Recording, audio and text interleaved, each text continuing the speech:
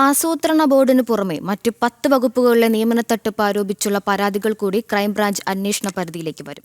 ദിവസങ്ങളിൽ ഈ പരാതിക്കാരുടെ മൊഴി കൂടി ക്രൈംബ്രാഞ്ച് ഐ.ജി. അജിത ബീഗത്തിന്റെ നേതൃത്വത്തിലുള്ള സംഘം പരിശോധിക്കും. ഇതിനിടെ ആസൂത്രണ ബോർഡ് നിയമന തട്ടിപ്പിന്റെ രേഖകൾ അന്വേഷണ സംഘത്തിന് കൈമാറാമോ എന്നതിൽ ബോർഡിനുള്ളിൽ അവ്യക്തത നിലനിൽക്കുകയാണ്.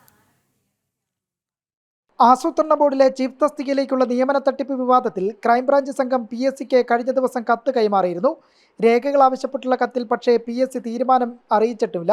വിവാദമായ ആസൂത്രണ ബോർഡിലെ പരീക്ഷയുമായി ബന്ധപ്പെട്ട ചോദ്യപേപ്പർ, ഉത്തരസൂചിക അടക്കം രേഖകളാണ് പബ്ലിക് സർവീസ് കമ്മീഷൻ നൽകേണ്ടത്.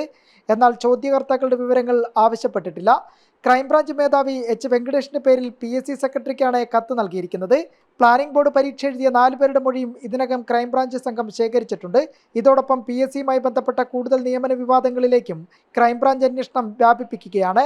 ആസൂത്രണ ബോർഡിന് പുറമെ മറ്റ് 10 വകുപ്പുകളിലെ നിയമന തട്ടിപ്പ് ആരോപിച്ചുള്ള പരാതികൾ കൂടി അന്വേഷണ സംഘത്തിന് ലഭിച്ചിട്ടുണ്ട്. വരും ദിവസങ്ങളിൽ ഈ പരാതിക്കാരുടെ മൊഴി കൂടി രേഖപ്പെടുത്തിയാകും അന്വേഷണ സംഘം മുന്നോട്ടു പോകുക.